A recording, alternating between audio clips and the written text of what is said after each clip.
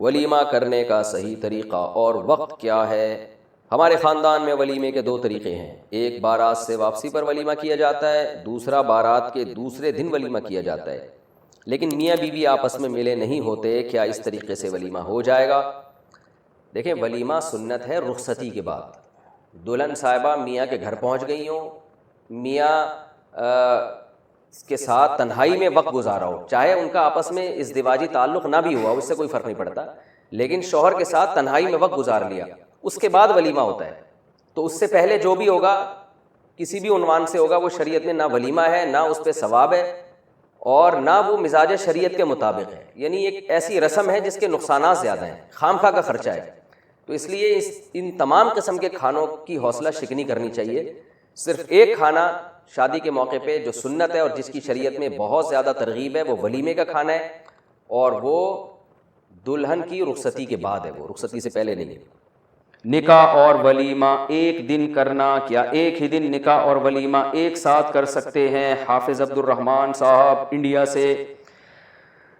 پہلے یہ ہوا کرتا تھا کہ جی پہلے لڑکی کی جس دن رخصتی ہوتی تھی لڑکی والے الگ کھانا کرتے تھے، یہ خرچہ، پھر رخصتی کے بعد اگلے دن یہ پوری بارات، یعنی لڑکی والوں کی طرف سے جو آئے تھے، لڑکے والوں کی طرف سے جو آئے تھے، ان سب نے مل کے ایک دن لڑکی والوں کو تباہ و برباد کر دیا تھا۔ بارات والے دن ان کی طبیعت سے ان کا سارا پیسہ اڑا دیا تھا، اور اب یہ پورا ٹبر اگلے دن دوبارہ پہنچتا ہے، لڑکے والا کھانا کھلاتا ہے، پھر وہ سارا وہاں جا کے پھوڑ پھاڑ کے آتے ہیں۔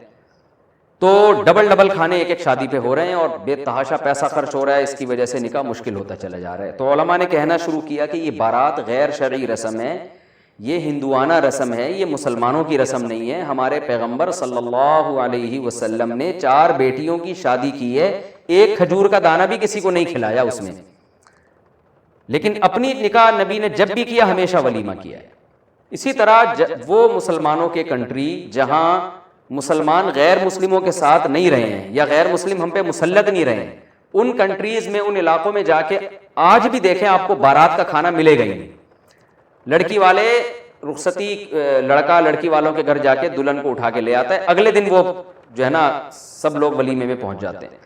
تو علماء نے اس کے خلاف الحمدللہ بولنا شروع کیا، تو اس کا نتیجہ یہ نکلا ہے کہ اب کیا کر رہے ہیں لوگ، کہتے ہیں ہم بارات چھوڑ تو نہیں سکتے، تو ہم یہ کر لیتے ہیں کہ لڑکی والے اور لڑکے والے آدھے آدھے پیسے ملا کے خرچہ بچائیں، اور ایک ہی دن میں ولیمہ اور بارات اکٹھا کر لیں۔ تو اب کیا ہوتا ہے کہ جس دن شادی ہوتی ہے اسی دن ولیمہ بھی، اسی دن بارات بھی، اور دونوں آدھے آدھے پیسے ملا لیتے ہیں، خرچہ بھی دونوں کا بچ جاتا ہے، آدھا ہو جاتا ہے، اور یہ دونوں دعوتیں مرج ہو جاتی ہیں۔ تو یہ اس حوالے سے تو ٹھیک ہے کہ some thing is better than nothing, اتنی حد تک تو ٹھیک ہے کہ چلو پہلے ڈبل خرچے ہو رہے تھے وہ تو کم از کم آدھے ہوئے نا، اور لوگ ڈبل کھانے پھوڑ پھاڑ کے رات کو 12 بجے آتے تھے، اور کتنے لوگ ایسے ہیں جو رات کو 12 بجے قورمے پھوڑ کے آئے اور صبح پھر پولیس سے بھی نہیں اٹھے، وہ ہمیشہ کے لیے اس دار فانی سے کوچ کر گئے۔ لیکن غنیمت ہے کہ اس زیادہ بڑی برائی سے بچ گئے ہیں لوگ، لیکن پھر بھی یہ حقیقت میں سنت نہیں ہے، کیونکہ اس میں 2 خرابیاں آ رہی ہیں۔ پہلی خرابی اس میں یہ ہے کہ ولیمہ ہمیشہ نبی صلی اللہ علیہ وسلم نے رخصتی کے بعد کیا ہے، اس لیے تمام فقہاء اس پر متفق ہیں کہ ولیمہ رخصتی کے بعد ہوتا ہے، اور رخصتی کی ڈیفینیشن یہ ہے کہ دلہن دولہا کے کمرے میں آ جائے، یا تنہائی کہیں اکٹھی اختیار کر لیں یہ لوگ۔ تو اگر بارات میں ایسا ہیلا اختیار کر لیا جائے کہ ادھر نکاح ہوا، ادھر دلہن کو فوراً رخصتی کے لیے لڑکے کے گھر بھیج دیا جائے، تو پھر رات کو یعنی اسی وقت رخصتی کر دیں، پھر اسی دن رات کو آپ کر لیں، ولیمہ بھی کر لیں، اور یعنی پھر وہ ولیمہ ہی کہلائے گا، لڑکا کرے گا۔ اس میں لڑکی والے اگر لڑکے کے ساتھ تعاون کر لیں کہ آدھے پیسے ہم دے دیں گے کیونکہ تم نے ہمارا بارات کا خرچہ بچا لیا، تو بھی ٹھیک ہے۔ ہونا تو یہی چاہیے کہ پورا خرچہ لڑکا کرے، لیکن اس دعوت کو ولیمہ کہا جا سکتا ہے اس لیے کہ یہ رخصتی کے بعد ہوئی ہے، اور اس میں اصل کام لڑکا کر رہا ہے، یعنی لڑکے کی طرف سے دعوت ہو رہی ہے۔ تو یہ ہے اصل طریقہ۔ تو دوسری خرابی اس میں کیا ہو رہی ہے جو دونوں مل کے کر رہے ہیں کہ آدھا خرچہ بہارا لڑکی والے اٹھا رہے ہیں، تو یہ 2 خرابیاں ابھی بھی اس میں پائی جاتی ہیں۔ پہلی خرابی کیا، رخصتی سے پہلے یہ دعوت ہو رہی ہے جو کہ ولیمہ نہیں کہلائے گی، اس میں ولیمے کی سنت پوری نہیں ہوگی۔ دوسرا خرچہ یہ ہے کہ یہ کیسا ولیمہ ہے جس میں آدھا خرچہ لڑکی والے اٹھا رہے ہیں، تو اس لیے اس کو ختم کر دینا چاہیے۔ بہتر وہی ہے کہ جس دن لڑکی کی رخصتی ہو 2-4 افراد لڑکے والوں کی طرف سے آئیں اور لڑکی کو لے جائیں، اور کھانا سارا ٹبر جو ہے نا بسیں بھر کے اگلے دن ان کے گھر پہنچ جائیں. لیکن بہرحال یہ اس سے پھر بھی بہتر ہے, یہ جو بیچ کی راستہ لوگوں نے اختیار کیا وہ اس سے پھر بھی بہتر ہے جو دو دعوتیں ہو رہی تھیں. شادی میں کون سی رسموں سے بچنا ضروری ہے؟ شادی میں ایسی کون سی رسمیں ہیں جو ناجائز ہیں اور جن سے ہمیں بچنا چاہیے؟ نور فاطمہ کراچی سے. اس کا اصل جواب تو یہ کہ شادی میں ساری رسموں سے کوشش کریں بچیں اور صرف شادی کریں. آج کل شادی میں شادی تھوڑی ہو رہی ہوتی ہے, شادی کے علاوہ کام بہت زیادہ ہو رہے ہوتے ہیں, تو اس لیے شادی جب ہو رہی ہے تو صرف شادی ہی ہونی چاہیے. باقی ناجائز رسموں میں یہ جو لڑکا اور لڑکی کا مخلوط ماحول ہے نکاح کے موقع پہ, نامحرم مرد عورتیں بیٹھے ہوتی ہیں اکٹھی, یہ بہت بڑی بے غیرتی ہے, بے شرمی ہے, اس سے اوائڈ کریں, گناہ کی بات ہے یہ. شادی کے موقع پہ بارات کا کھانا جو لڑکی کا ابا کھلا رہا ہوتا ہے یہ ہندوانہ رسم ہے, ایک غیر شرعی رسم ہے, اس کا بائیکاٹ کریں جتنا ممکن ہے آپ کے لیے. اور ڈھول باجے ناچ گانے, اس میں اب تو ڈانس پارٹیاں ہو رہی ہیں, یہ ساری بیہودہ رسمیں, اس سے اجتناب کریں. اور جہیز کی رسم سے اجتناب کریں, یہ بیہودہ رسم ہے. اور اس کے علاوہ پتہ نہیں گاؤں دیہاتوں میں تو کیا کیا ہو رہا ہے, دہی مل رہے ہیں اور جوتا چھپائی اور سالیوں سے پھر دولہا کی ہنس ہنس کے باتیں ہوتی ہیں اور بڑی فری ہو رہا ہوتا ہے وہ, اور سالیاں بھی بڑی فری ہو رہی ہوتی ہیں. یہ سب بیہودہ حرکتیں ہیں. پھر آج کل ایک اور بیہودہ حرکت یہ شروع ہوئی ہے, بلکہ آج کل کیا ہے بھی بہت پہلے سے ہو رہی ہے, کہ دلہن کے ڈپارٹمنٹ میں جو ہے نا جہاں لڑکیاں بیٹھی ہوئی ہوتی ہیں وہاں نکاح کے بعد دولہا کو لا کے بٹھاتے ہیں اور پھر ان کی تصویریں لیتے ہیں.